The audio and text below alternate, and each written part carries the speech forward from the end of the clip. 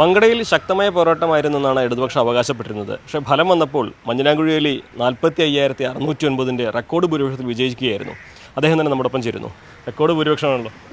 അതെ, റെക്കോർഡ് ഭൂരിപക്ഷമാണ്. മുൻകാലങ്ങളിലൊന്നും ഇല്ലാത്ത രീതിയിലുള്ള അത്രയും വലിയ ഭൂരിപക്ഷമാണ് നമുക്ക് ഇപ്രാവശ്യം ലഭിച്ചത്.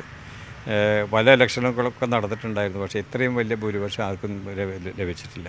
ഇതിൻ്റെ പ്രധാനപ്പെട്ട കാരണം നമ്മളെ മങ്കട മണ്ഡലത്തിലെ UDFൻ്റെ എല്ലാ പ്രവർത്തകരും പഞ്ചായത്തിലുള്ള മെമ്പർമാർ എല്ലാവരും കൂടി ഒരുമിച്ച് നിന്ന് അവരാണ് സ്ഥാനാർത്ഥി എന്നുള്ള നിലയിൽ കയ്യും മെയ്യും മറന്ന് പ്രവർത്തിച്ചതിൻ്റെ അടിസ്ഥാനത്തിലാണ് ഇത്രയും വലിയ ഭൂരിപക്ഷം നമുക്ക് ലഭിക്കാനായത്.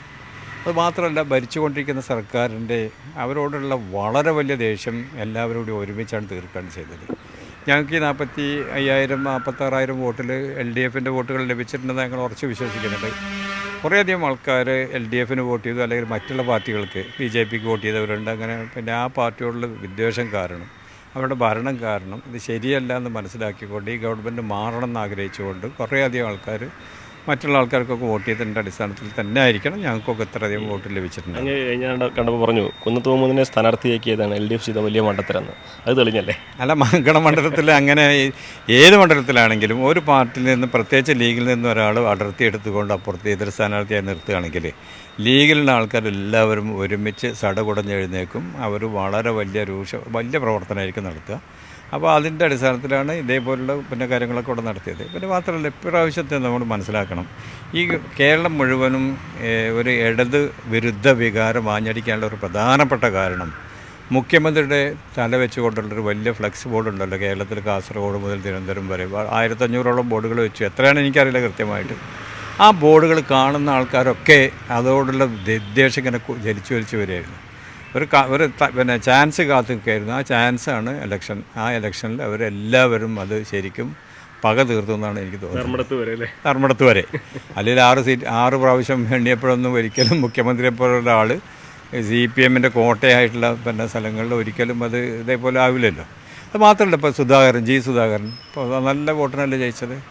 കുഞ്ഞികൃഷ്ണൻ, അതുപോലെ തന്നെ നമ്മുടെ ഗോവിന്ദൻ, ഇതുവരൊക്കെ വളരെ വലിയ വോട്ടിൻ്റെ ഭൂരിപക്ഷത്തിലാണ് ജയിച്ചത്. നമുക്ക് ആർക്കെങ്കിലും പിന്നെ ആലോചിക്കാൻ പറ്റുമായിരുന്നു. ഞാനൊരിക്കലും ആലോചിച്ചിട്ടുണ്ട് ഇവർ രണ്ടുപേരും ജയിക്കുന്നു കണ്ണൂരിലുള്ള. കാരണം കണ്ണൂർ CPMൻ്റെ കോട്ടയാണ്. പക്ഷേ എല്ലാം തകർന്നടിഞ്ഞു. ആ പാർട്ടിയെ ഇല്ലാതാക്കി എന്നുള്ളതാണ് സത്യം. അതിലൊക്കെ ഞങ്ങൾക്ക് വളരെ വിഷമങ്ങളുണ്ട്. പാർട്ടി നിലനിൽക്കണമെന്ന് ആഗ്രഹിക്കുന്നവരാണ് ഞങ്ങളൊക്കെ. പക്ഷേ ഇങ്ങനെ തൂത്തുവായിരുന്നു വിചാരിച്ചില്ല. ഇങ്ങനെ ആവും ഞങ്ങൾ ഒരിക്കലും വിചാരിച്ചു. ഈ ഇത്രയും വലിയൊരു ഭൂരിപക്ഷം കിട്ടാൻ സഹായിച്ചത് കുന്നത്ത് മുഹമ്മദിൻ്റെ സ്ഥാനാർത്ഥിത്വം കരുതാമോ? അല്ല, നമ്മളിവിടെ ഞാൻ പറഞ്ഞല്ലോ 3 കാര്യമുണ്ട്, 3-4 കാര്യം.